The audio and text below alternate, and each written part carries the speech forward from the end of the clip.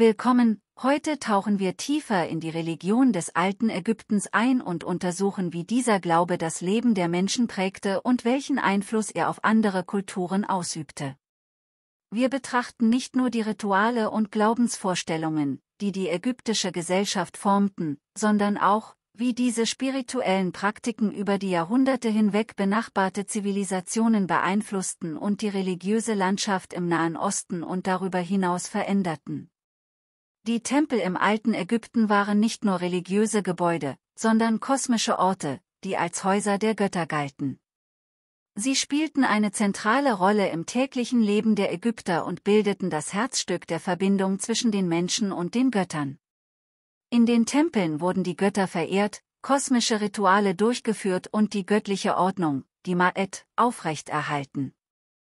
Die Ägypter glaubten, dass die Götter in ihren Statuen in den Tempeln lebten, und deshalb war es wichtig, diese Orte sauber und gepflegt zu halten und regelmäßige Opfer darzubringen. Ein ägyptischer Tempel war nicht nur ein Gebäude, in dem Rituale stattfanden, sondern symbolisierte das Universum selbst. Seine Architektur war so gestaltet, dass sie die Schöpfungsgeschichte widerspiegelte. Der Tempel galt als Abbild des Urhügels, auf dem sich der Schöpfungsgott aus dem Nun erhob.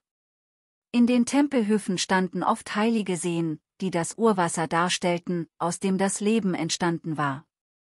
Der Zugang zum Allerheiligsten, wo die Statue der Gottheit stand, war streng begrenzt und den höchsten Priestern vorbehalten. Nur sie dürften das Heiligtum betreten und die täglichen Rituale zur Verehrung der Götter durchführen. Der Pharao selbst war der oberste Priester und galt als derjenige, der die Rituale symbolisch durchführte. Seine Pflichten bestanden darin, die kosmische Ordnung zu bewahren, indem er den Göttern Opfer brachte und Tempel errichtete.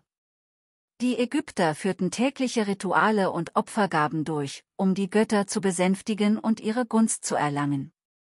Diese Rituale sollten die Ma'et aufrechterhalten und verhindern, dass das Chaos die Ordnung des Universums bedrohte. Im Mittelpunkt dieser Rituale stand das Darbringen von Opfern an die Götter. Die Priester brachten den Gottheiten Speisen, Getränke, Blumen und andere Gaben dar, um ihre göttliche Präsenz in den Tempeln zu sichern und ihre Unterstützung für das Volk zu erbitten. Die tägliche Pflege der Götterstatue war ein wesentlicher Bestandteil der religiösen Praxis. Jeden Morgen öffneten die Priester das Heiligtum, wuschen die Statue und kleideten sie neu ein. Anschließend wurden ihr Speisen und Getränke dargeboten. Diese Ritualhandlungen symbolisierten die Wiederherstellung der göttlichen Kraft und die Erneuerung der Verbindung zwischen den Göttern und der irdischen Welt. Neben den täglichen Ritualen gab es eine Vielzahl von religiösen Festen im ägyptischen Kalender. Diese Feste konnten lokal oder landesweit gefeiert werden und waren oft mit der Verehrung bestimmter Götter oder kosmischer Ereignisse verbunden. Zu den wichtigsten Festen gehörte das Opet-Fest, das zu Ehren des Gottes Amun gefeiert wurde, sowie das Set-Fest, das den göttlichen Herrschaftsanspruch des Pharaos erneuerte. Die Priesterschaft spielte eine zentrale Rolle im religiösen Leben des alten Ägyptens. Die Priester waren verantwortlich für die Durchführung der Rituale, die Pflege der Tempel und die Aufrechterhaltung der göttlichen Ordnung. Ihre Aufgaben reichten von der täglichen Pflege der Götterstatuen bis hin zur Durchführung großer Feste und Opferzeremonien. Es gab verschiedene Priesterämter, die in einem strengen hierarchischen System organisiert waren. Der Hohepriester, der oft den Titel Erster Prophet trug, stand an der Spitze des Tempelkults und war die wichtigste religiöse Figur neben dem Pharao. Er war für die Organisation der Tempelzeremonien und die Verwaltung des Tempelbesitzes verantwortlich. Unter ihm arbeiteten eine Vielzahl von Priestern, die jeweils spezifische Aufgaben übernahmen, wie das Reinigen der Götterstatuen, das Opfern oder das Rezitieren heiliger Texte. Die Priester lebten meist nicht dauerhaft im Tempel, sondern verrichteten ihren Dienst in Schichten, die oft einen Monat dauerten. Während ihrer Zeit im Tempel mussten sie strenge Reinheitsvorschriften einhalten, da die Nähe zu den Göttern besondere Reinheit erforderte. Sie fasteten, badeten mehrmals täglich und trugen spezielle Kleidung, um sicherzustellen, dass sie sich in einem reinen Zustand befanden. Die Tempel waren nicht nur religiöse, sondern auch wirtschaftliche und politische Zentren. Sie besaßen umfangreiche Ländereien und konnten durch die Produktion von Getreide, Viehhaltung und Handwerk eine wichtige Rolle in der ägyptischen Wirtschaft spielen. Tempel hatten ihre eigenen Werkstätten, Bäckereien und Brauereien, und die Priester verwalteten diese Betriebe. Die Erträge wurden teils zur Finanzierung der Tempelrituale und Feste genutzt, teils aber auch zur Versorgung der Priesterschaft und der lokalen Bevölkerung. In bestimmten Perioden, insbesondere während des Neuen Reiches, erlangte die Priesterschaft großen politischen Einfluss. Besonders die Priester von Amun in Theben wurden zu einer mächtigen Elite, die teilweise mit der Macht des Pharao konkurrierte. Der Tempel von Karnak, der dem Gott Amun geweiht war das Zentrum dieser Priesterschaft und spielte eine entscheidende Rolle in der religiösen und politischen Struktur des Landes. Die ägyptische Mythologie und Religion hatten einen bedeutenden Einfluss auf die griechische und römische Welt, insbesondere durch die Expansion des griechischen Hellenismus nach Ägypten und die spätere Integration Ägyptens ins Römische Reich. Dieser kulturelle Austausch führte zu einer Verschmelzung religiöser Vorstellungen und zur Verbreitung ägyptischer Gottheiten im gesamten Mittelmeerraum. Besonders die Göttin Isis und der Kult um sie wurden in der griechisch-römischen Welt weit verbreitet und erlangten eine enorme Bedeutung. Darüber hinaus vermischten sich auch andere Götter und religiöse Konzepte, was zu einem synkretistischen Glaubenssystem führte. Isis, die ursprünglich in der ägyptischen Mythologie als Göttin der Magie, Fruchtbarkeit und Mutter des Horus verehrt wurde, entwickelte sich in der griechisch-römischen Welt zu einer universalen Göttin, die viele Aspekte anderer Gottheiten in sich vereinte. Ihr Kult verbreitete sich weit über die Grenzen Ägyptens hinaus und wurde besonders im Römischen Reich populär.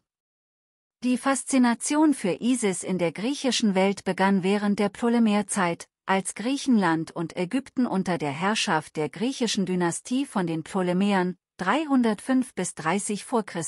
Zusammenkamen. Die Ptolemäer förderten den Isis-Kult, indem sie griechische und ägyptische religiöse Vorstellungen miteinander vermischten. Isis wurde dabei oft mit griechischen Göttinnen wie Demeter und Aphrodite identifiziert und in ihre Mythologien integriert. Ihre Rolle als Muttergöttin und als Vermittlerin von Magie und Heilung sprach viele Gläubige an, die in ihr eine Beschützerin und Helferin in allen Lebenslagen sahen. Im Römischen Reich gewann der Isis-Kult weiter an Bedeutung, vor allem in den Hafenstädten des Mittelmeers, wo er durch den Handel und die kulturellen Verbindungen verbreitet wurde. Isis-Tempel, sogenannte Isis-Heiligtümer, wurden in zahlreichen römischen Städten errichtet, darunter Rom, Pompeji, Athen und Alexandria. Diese Tempel dienten nicht nur als religiöse Zentren, sondern auch als soziale Treffpunkte, an denen rituelle Feste, Prozessionen und Opfergaben abgehalten wurden. Isis wurde zu einer Göttin, die nicht nur Ägypten repräsentierte, sondern universelle Aspekte der Fruchtbarkeit, des Lebens und des Todes symbolisierte. Ihr Kult bot den Menschen eine Hoffnung auf ein Leben nach dem Tod, da Isis mit der Wiederauferstehung ihres Gatten Osiris verbunden war. Ihr Mythos betonte den Glauben an die Überwindung des Todes und die Macht der Wiedergeburt, was insbesondere in der römischen Welt, in der der persönliche Glaube an das Jenseits immer mehr in den Vordergrund trat, eine starke Anziehungskraft ausübte. Ein weiteres Beispiel für den religiösen Synkretismus zwischen Ägypten und der griechisch-römischen Welt ist der Gott Serapis. Serapis war eine eigens geschaffene Gottheit, die unter der ptolemäischen Herrschaft entstand, um die religiösen Kluften zwischen Griechen und Ägyptern zu überbrücken. Serapis vereinte Eigenschaften von Osiris und Apis, dem heiligen Stier Ägyptens, sowie von griechischen Göttern wie Zeus und Hades. Er wurde als Gott der Fruchtbarkeit, des Jenseits und der Heilung verehrt. Die Verschmelzung dieser Gottheiten zu einer einzigen Figur sollte die religiösen und kulturellen Unterschiede zwischen den Griechen und den Ägyptern überwinden und eine gemeinsame göttliche Figur bieten, die von beiden Völkern akzeptiert werden konnte. Der Serapis-Kult breitete sich im gesamten griechischen und römischen Mittelmeerraum aus, wobei Serapis insbesondere in Alexandria als eine der Hauptgottheiten verehrt wurde. Serapis wurde meist als bärtiger Mann mit einem Kornmaß auf dem Kopf dargestellt, was seine Verbindung zur Fruchtbarkeit und zum Wohlstand symbolisierte. Er galt als Heilgott und war oft mit Isis verbunden, was die enge Verbindung zwischen den beiden Kulteinrichtungen und den Tempeln unterstrich.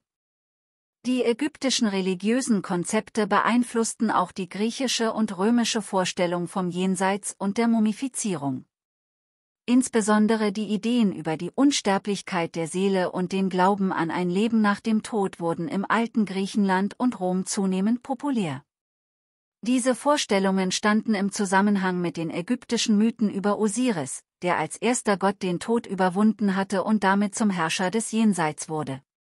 Der ägyptische Glaube an das Totengericht und die Vorstellung, dass die Taten im Leben über das Schicksal der Seele im Jenseits entschieden, fand auch in der griechischen und römischen Philosophie Widerhall. Platon und andere griechische Philosophen übernahmen einige dieser Konzepte in ihre Lehren über die Unsterblichkeit der Seele und die moralische Verantwortung des Einzelnen. In Rom wurde insbesondere die Praxis des Mumifizierens fasziniert betrachtet. Obwohl die Römer selbst keine Mumifizierung praktizierten, nahmen sie einige Aspekte der ägyptischen Jenseitsvorstellungen auf, wie die Vorstellung eines Übergangs ins Reich der Toten, in dem das Leben in einer idealisierten Form fortgesetzt wird. Auch die architektonischen Elemente ägyptischer Tempel und Denkmäler fanden Eingang in die griechisch-römische Kultur. Besonders in Alexandria, der Hauptstadt der Ptolemäer, wurden große Tempelanlagen errichtet, die ägyptische und griechische Baustile kombinierten. Obelisken, die in Ägypten als heilige Symbole des Sonnengottes Ra galten, wurden nach Rom gebracht und dort an prominenten Plätzen aufgestellt. Diese Obelisken symbolisierten die Verbindung zwischen den römischen Herrschern und der ägyptischen göttlichen Macht. Ein berühmtes Beispiel für den ägyptischen Einfluss auf die römische Architektur ist der Tempel des Isis auf dem Campo Marzio in Rom, der als eines der wichtigsten Heiligtümer der Isis im Römischen Reich galt. In Pompeji wurden ebenfalls bedeutende Überreste eines Isis-Tempels gefunden, der die Beliebtheit des Isis-Kults unter den römischen Bürgern bezeugt. Auch die Hieroglyphen und ägyptischen Symbole, wie das Auge des Horus, die Ankschleife und der Jetpfeiler, Symbol der Stabilität, fanden Eingang in die griechisch-römische Kultur. Diese Symbole wurden häufig in Amuletten verwendet und galten als Schutzzeichen.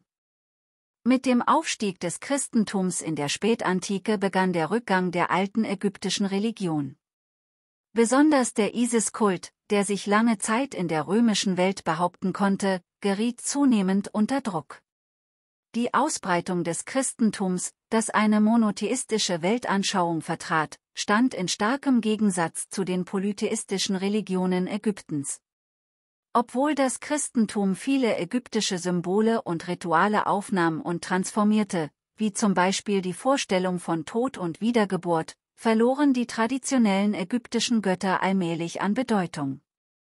Isis wurde jedoch in gewissen Aspekten mit der Figur der Jungfrau Maria synkretistisch in Verbindung gebracht, besonders in der ikonografischen Darstellung der Mutter mit dem Kind, die der ägyptischen Darstellung von Isis und dem Kind Horus ähnelte. Mit dem Fall des Römischen Reiches und der Christianisierung des Mittelmeerraums verschwand der Isis-Kult nach, und die Tempel wurden aufgegeben oder in Kirchen umgewandelt. Dies markierte das Ende der ägyptischen Religion als dominierende Kraft, obwohl viele ihrer Symbole und Mythen weiterhin in veränderter Form in der christlichen Tradition überlebten.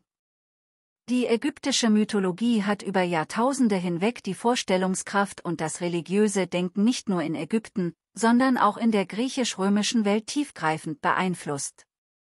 Viele der zentralen Konzepte wie das Totengericht, die Vorstellung von Leben und Tod, die Macht der Götter und die Rolle des Herrschers als göttlicher Vermittler fanden Eingang in die religiösen und philosophischen Systeme der Mittelmeerwelt. Vielen Dank, dass ihr euch die Zeit genommen habt, in die faszinierende Welt des alten Ägyptens einzutauchen. Von den Göttern und Mythen bis hin zu den Ritualen und Symbolen, der Einfluss des alten Ägyptens ist in vielen Aspekten der Weltgeschichte erkennbar. Während wir heute auf diese erstaunliche Geschichte zurückblicken, können wir erkennen, wie sehr die Gedanken und Überzeugungen der alten Ägypter auch unsere eigene spirituelle und kulturelle Entwicklung beeinflusst haben. Es zeigt uns, dass Wissen, Ideen und Glaube keine Grenzen kennen und über Zeit und Raum hinwegwirken. Ich hoffe, dass euch diese Reise durch den ägyptischen Glauben inspiriert hat, mehr über die Verbindung zwischen Kulturen zu entdecken und zu verstehen, wie tief wir alle miteinander verbunden sind. Bis zum nächsten Mal, bleibt neugierig und aufgeschlossen.